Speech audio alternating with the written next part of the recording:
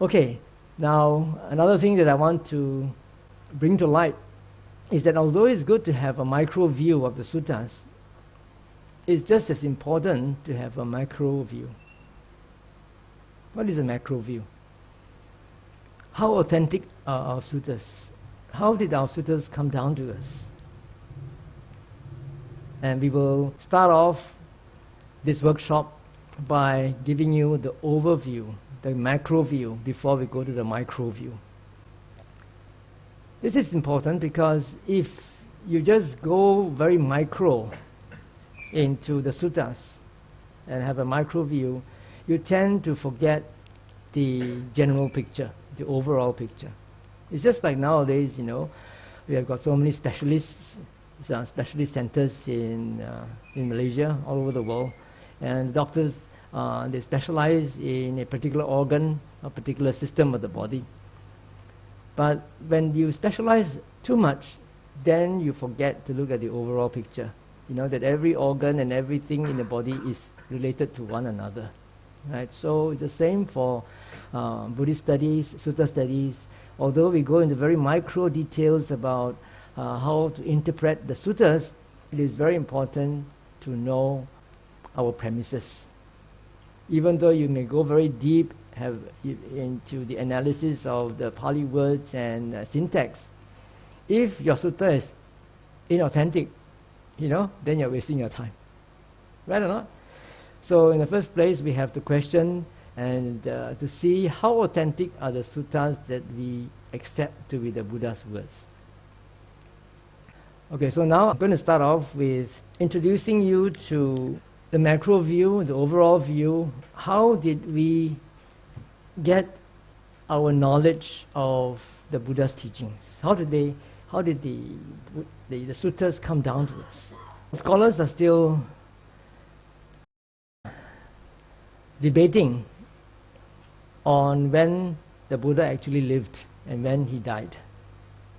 No one has really come to a consensus. But we know that he lived roughly 2,500 years or more ago. And we all know that during that time, communications was pretty bad. Nowadays we have internet, we have SMS, we have handphones, and it's very easy to communicate with one another. In those days, there was just travel by foot or by caravan, by bullock carts, and there was no means of recording what the Buddha said except through your own memory. On top of that, the Buddha was a linguist. He would speak the language or dialect of the people that he was addressing. Let's imagine that the Buddha were in China and he went to Guangdong province. He would speak Cantonese. If he went to Fujian, he would speak Hokkien, right? If he went to the Hakka, the people, he would speak Hakka, and so forth. Yeah, so he would speak different dialects according to the audience that he was addressing. And there were no recorders, no video recorders, no MP3 recorders. So how could all the suttas be collected together, and compiled into what we call the Tipitaka nowadays? According to tradition, it seems that a couple of months, within a year after the Buddha passed away, the monks got together and they compiled his teachings into the form that we have today, called the Tipitaka, the three baskets. But I question whether this is really true, whether it is really possible. Okay, not only is it quite impossible to do that with our modern means of communication. Imagine 45 years of ministry, to be compiled together, given in different places, in the Middle Kingdom, in different dialects, and then to be selected, edited, collated, and agreed upon in terms of a common dialect to use. within 3 months. You think it's possible? It's not quite possible, isn't it? The Cantonese will say, we want it in Cantonese. All right. And then the Hokkien will say, we want it in Hokkien. Then the Hakkanese, the people will say they want it in Hakka. So how would you agree on a common dialect in order to preserve the teachings of the Buddha? Which is what we have right now in the Pali tradition. We have what we call Pali, which is not the language. Pali actually means text. The language is actually Magadhi, the language of the Magadhans. But then again, when they make excavations and archaeological and epigraphical studies, they find that there's nothing in India that is exactly like the Pali that we have in our scriptures right now. The closest is Adda Magadhi, the language the dialect that was used by Asoka in his rock edicts.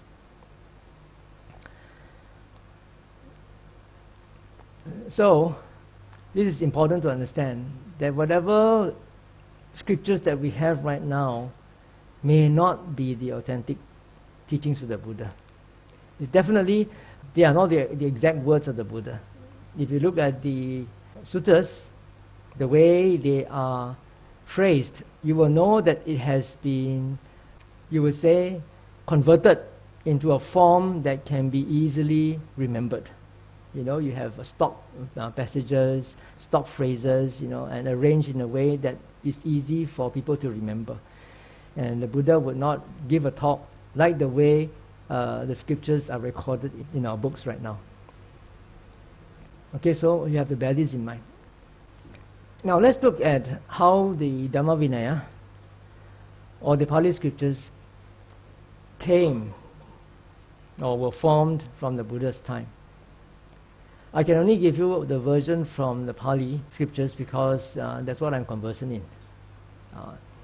You have other sources of the Buddha's teachings coming from Chinese, which they translated from various forms of Prakrits or Sanskrit, hybrid Buddhist Sanskrit in India.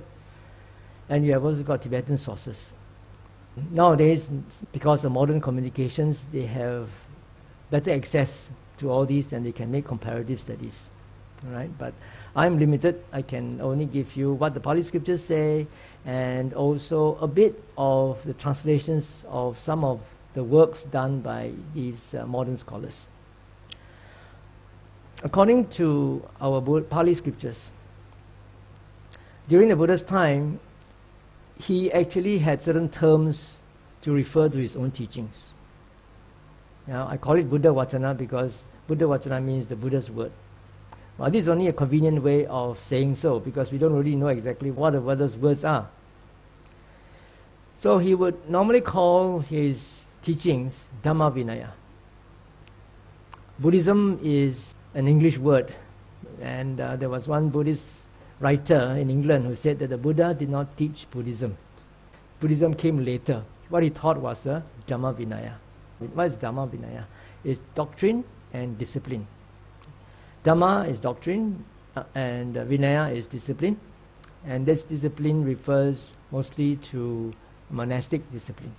Sometimes also called the Brahmacharya, the holy celibate life, referring to the practice of the Dhamma Vinaya by his monastic disciples. The Dhamma Vinaya can be divided into Vinaya and a Dhamma. Vinaya is quite simple in terms of category. It refers only to the rules for monks and nuns. Dhamma is a bit more complicated. In the suttas themselves, the Buddha sometimes makes use of the ninefold classification of his Dhamma. The first one is called Sutta, or discourse. The second is called Geya, or mixed prose and verse. And the third is called Vyakarana, expositions. Expositions means explanations of certain doctrinal points. And then Gatha, verses. Udana, inspired utterances. This happens when the Buddha comes across a particular event or situation and then he utters usually some verses of joy. And then from there, he record all these verses, and they classify it under this section. 6 is called Iti Vataka, thus was said, although nowadays most of the suttas start off by thus have I heard. This is thus was said by the Buddha. Jataka here is translated as what has happened, although usually people would translate it as birth stories. The word Jataka literally means what had happened. A birth story also could be something that had happened. But what had happened need not necessarily be a birth story. You get the logic? Now, if you look at the Jataka Pali, the Pali means the canonical Jatakas. They are very short. The first few Jatakas are only a few, one verse of 4 lines, or 2 verses with 4 lines each. And it's so succinct that it's not easy for normal people to understand. So what has been done is that the commentaries would elaborate to make it understandable, and a verse of 4 lines could be explained in 4 pages, or maybe depending on the story, it may be more than 4 pages. But in the verses themselves, especially in the first few hundred Jatakas, there's nothing mentioned about the Bodhisattva. The word Bodhisattva is not even found there. And there is no reference in the verses themselves as to who was who during that time. I'm sure many of you would have read Jataka stories before. If you are not teaching Jataka stories in Pali Sunday Dhamma school, perhaps you would have read yourselves. And you would notice that at the end of a Jataka story, there is a roundup. Right? At that time, the monkey was the Bodhisattva, was the Buddha, and then the greedy pig was so and so, and then Sariputta was the faithful disciple, and so forth. And of course, Devadatta is the evil one, the hunter. You can see all this at the end of the Jatakas. But these are not found in the Pali canon itself. These were added in by the commentaries. We can look at it this way. As I said earlier, communications during the Buddha's time was pretty poor. We didn't have any videos, no TV, no entertainment. And the only entertainment that people had was all these itinerant stage shows by acrobats and players, actors. And of course, also recluses, philosophers, and monks. Yeah. So when they give a Dhamma talk, what is more captivating than telling a good story? Right? Not if I will tell you about what happened during my childhood, what made me become a monk. I'm sure all of you will be pricking up your ears and opening your eyes wide, listening to all the stories. That is human tendency, human nature. That's why many religious teachers make use of parables, right? Even if you have studied the Bible before, you will know that Jesus Christ made use of a lot of parables. That's a way to captivate people's attention. The Buddha also made use of parables, but the commentators were masters of that. They can make very interesting stories, which we will come to after when we talk about the background behind the Buddha giving the Satipaṭṭhāna discourse. Okay, so I would look at the Jatakas as something similar to Aesop's fables. They have a moral behind them, and sometimes people would ask me, some of these Jataka stories appear to be so fantastic and very unacceptable for modern mentality. So I would ask them, have you ever read a novel? Yeah? Or have you seen a movie? And you know that it's all fiction, isn't it? Novel is fiction, the movie is fiction. But when you read it, don't you feel inspired by the hero? Yeah? Don't you feel disgusted by the bad guy? Yeah, so it has an effect on you. So if you read the Jatakas and it inspires you to practice better, to be more generous, to be more forgiving, to be more patient, to be more enduring, why not? Yeah, but you find that it's a lot of unacceptable embellishments, then never mind. Put it aside, leave it aside, and go for something else that appeals to you. Okay? So that's my attitude towards Jataka. It's not really important whether it really happened or not, the way the commentators tell us. What is more important is what effect it has on you. Does it help you to promote and develop more wholesome states of mind and action, or otherwise? Number 8 is Abhuta Dhamma, marvelous things. Right, marvelous things, things about, for example, the Bodhisattva in his last birth, when he came out from his mother's womb, he began to walk 7 steps, all these marvelous, miraculous things. And things about when the Buddha released his life formation, that means gave up the will to live, and when he actually left this world, a lot of miraculous things happen. Vedala is a catechism, Q&A. This is done not only between the Buddha and somebody else, but also among monks or among bhikkhunis and a layperson. There's one very famous Vedala Sutta called the Chula Vedala. The very highly attained bhikkhuni by the name of Aye Dhammadina answered some very, very profound questions asked by a lay disciple called Visakha. Visakha is not the female, this one is a male Visakha. According to the commentary, we don't know how true it is, they were husband and wife before. And until later when she left to become a nun and she became an arahant, and she left to become a nun because the husband became an anagami after listening to a Dhamma talk by the Buddha, and after that his behavior changed drastically. And that caused her to renounce to become a bhikkhuni, and she became an arahant, while the husband, Visakha, remained an anagami in day life. So it was supposed to be a conversation between the two of them, and maybe the husband was trying to check her meditation practice. And asked very profound questions, and she answered in a very, very commendable way, which the Buddha himself lauded.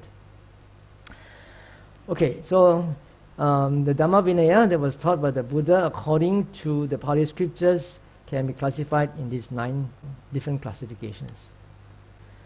Then, shortly after the Buddha passed away, according to the Pali scriptures account in the Chulavagga, which is the 4th book of the Vinaya Pitaka, the 4th book of the basket of discipline for monks, there is a chronology of events. Usually the Pali scriptures don't talk about chronology, but this one, there's a chronology of events that happened after the Buddha passed away, and how this first Sangiti, sometimes called the first council, was formed. Actually, Sangiti means choral chanting.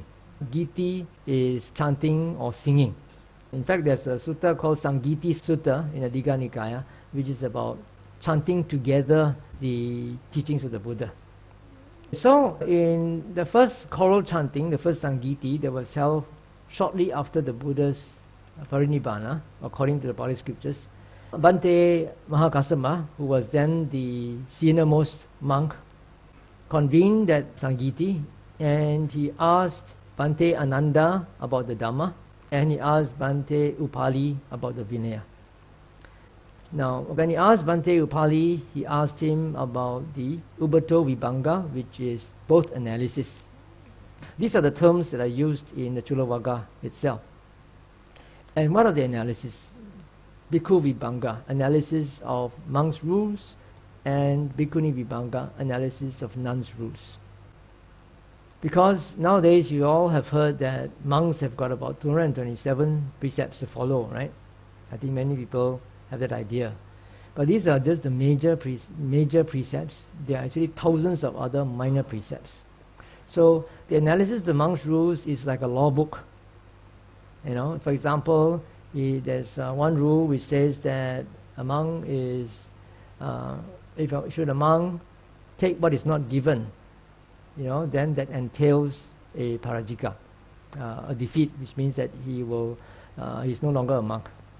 And then he will define what is meant by a monk, what is meant by taking what is not given, how much would that amount to, what is the minimum limit, cost of the thing that has been taken stealthily by the monk without permission, right? And what is meant by stealthily, and so forth. You know, it's a definition of each of the terms that are found in that rule, very much like a law book.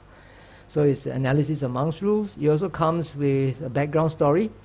What were the circumstances that made the Buddha lay down this rule? So a similar analysis is given for the bhikkhuni's rules. As for the Dhamma, Bhante Mahakassapa questioned Bhante Ananda on the circumstances behind each sutta.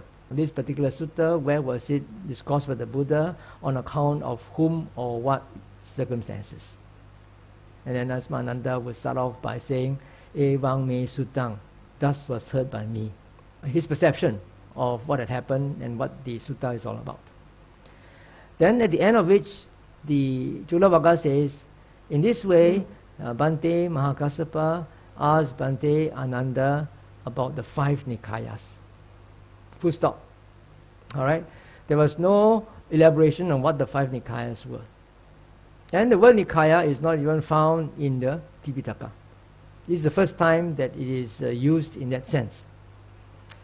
What is found in the Tipitaka, very curiously, is the word Agama. You all know what's Agama? You know, in Chinese it's called Ahang. You know, Ahan Jing. You know, that is the Agama. But in the Sanskrit version of the Chinese, they don't say the 5 Nikayas, they say the 5 Agamas. But we don't know why, in the Pali tradition, instead of using the word Agamas, they invented this word Nikaya.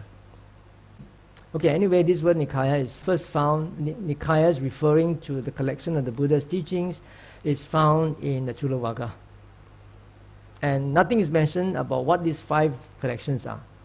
But now we know these 5 collections to be the Digha Nikaya, the long collection, the Majjhima Nikaya, the middle collection, the Samyutta Nikaya, the connected collection, Anguttara Nikaya, the numerical collection, and finally Khuddaka Nikaya, the minor collection. Let me explain. The first 2 are classified according to the length of the discourse. If a discourse is very long, then it will all be put under this collection. If it's of a middle length, it will be put under the second collection. The third one is classified according to subject matter. If it's about Satipaṭṭhāna, then all the suttas about Satipaṭṭhāna will be put under one Samyutta called Satipaṭṭhāna Samyutta.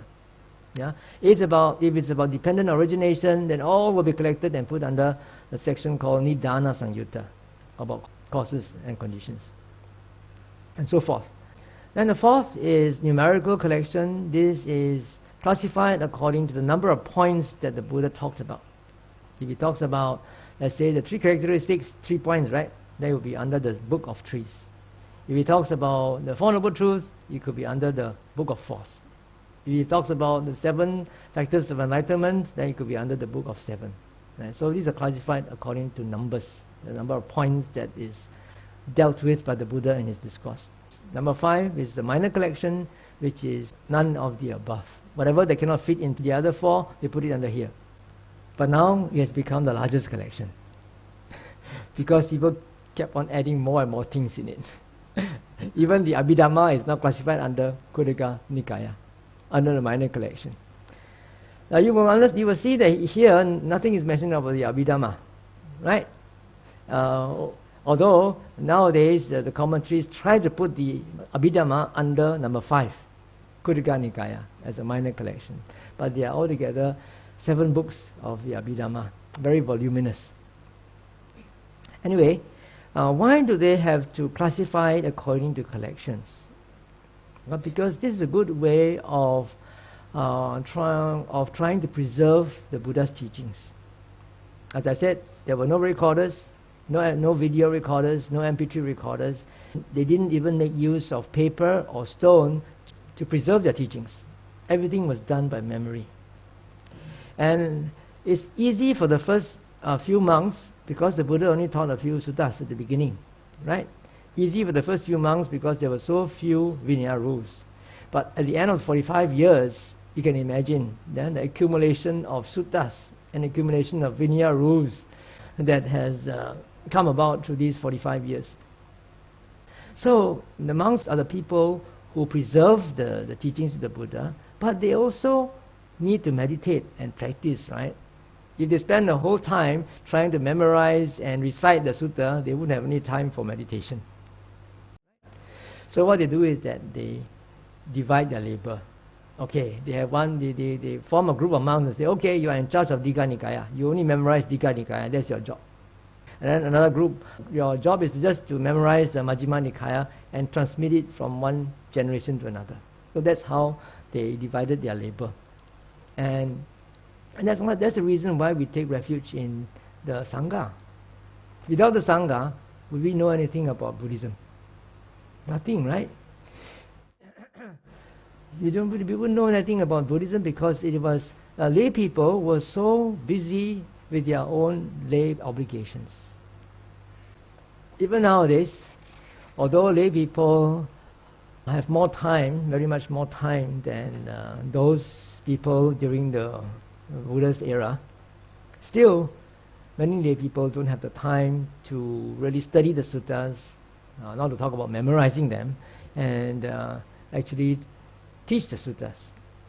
There are a few exceptions. Yeah, Brother Tan Ho Soon is one of them. And you have Uncle Vijaya and a few other people, but they are very rare. Okay, so this was the classification supposedly done soon after the Buddha passed away.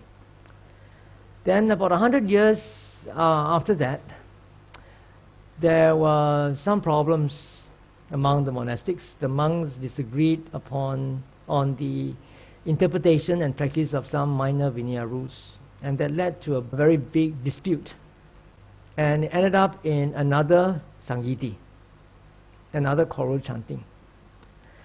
And this choral chanting is called Vinaya Sangiti, which means that it's a choral chanting of the Vinaya rules. You know, after the dispute about the 10 points of controversy was settled, then the monks, the elder monks, got together, got a few hundred monks together, and they recited the Vinaya together in unison to sort of ratify or confirm or verify the authenticity of the Vinaya rules. But nothing is mentioned about the Dhamma being recited, only the Vinaya. So I'm not considering this. 100 years later, that means 200 years after the Buddha passed away, there was a third Sangiti. And this third Sangiti was held during the Asoka's time. Emperor Asoka became a Buddhist, and he was so faithful and was so supportive that he incurred the jealousy of non-Buddhist practitioners. And not only that, because the Bhikkhu Sangha was so well supported, many of these other non-Buddhist renunciants couldn't get enough support. Betanjia, you know, and so many of them joined the Buddhist Sangha, not because they embraced Buddhist teachings, but they wanted an easy life, right? So although they wore robes, they did not observe the precepts well enough. Some of them even committed the parajikas. They were no longer monks, but they refused to leave the order, and they were impersonating as monks. Now there's one rule for monks. It states that on Uposatha Day, to be done every fortnight, on every full moon and new moon day, monks are supposed to gather in a sima and to recite the Patimokkha, the Vinaya, the code of monastic discipline. But they can only do so when everybody is pure. Now, if there are impure monks among them, or monks who are not real ones, they are not genuine, bogus monks, they cannot do it. All right? So there were some pure monks there who realized that there were bogus monks among themselves. So they didn't want to attend the Uposatha ceremony. When Emperor Asoka came to know about this, he was very upset, and he wanted to see the Sangha in harmony and in unity. So he gave an order to his men to make sure that the Sangha resume their Uposatha, because the Uposatha was suspended. That was what he said. And then his military officers took the law in their own hands and executed those monks who refused to participate. These were the good monks, and the monks who were there in the Siva were mostly bogus monks. So the good monks were executed. And when King Asoka came to know about it, he was so, upset, even more upset, full of grief. And so he consulted the Sangha elders to ask what to do now, such a thing has happened. And then the Sangha elders advised him to invite one very revered, meditative, and very learned monk who was staying up in the mountains, called Bhante Moggaliputta, to come down and convene to do a check on all the monks. It's just like now we have got this 6P program, right? So the illegal immigrants, will have to register and then go for interview. All right. So in the same way, all the monks had to go for interview. And this is Bhante Moggaliputta will be staying in the palace, at one corner of the palace, where the monks will file in and be interviewed by him. And then you'll be divided by a screen. On the other side of the screen were Asoka's men waiting with a pile of white clothing. So when they fail the interview, they'll be asked to disrobe. They'll be given a set of white clothing and go off without wearing the monk's robes. Okay, that's the way King Asoka purified the Sangha. Okay, so at the end of that purification process, they convened the third Sangiti, right, to recite again the words of the Buddha. But we don't really know when this new classification came about. It may be during that time, it may be after that time. But modern scholars in their research are saying that about 200 years after the Buddha passed away, the scriptures were still in the process of being collated, being compiled, not yet finalized. Yeah, and so somewhere in this time or later, these 5 Nikayas came to be classified as the Sutta Pitaka discourses. And the Vinaya was put under the Vinaya Pitaka. And then they introduced the Abhidhamma Pitaka. It's about, Pitaka is basket, the basket of metaphysics, basket of discourses, basket of discipline. Now we don't know why they use the word basket, because at that time these things were not written down yet. It was when you use the word basket, you could imagine why it's called a basket, because the earliest form of recording the Buddha's teachings were in ola leaves, palm leaves, and the palm leaves have to be stored in baskets, right or not? So modern scholars say that the first writing of the scriptures came in the 1st century BC. Before the Common Era, BCE. So that's about more than 200 years after the Buddha passed away, maybe 400 years after the Buddha passed away. So the word Tipitaka cannot be found in the Tipitaka, ironically. And it's possible that the word Tipitaka was invented after the teachings were recorded in ola leaves and were stored in baskets. So this is called the 3 baskets.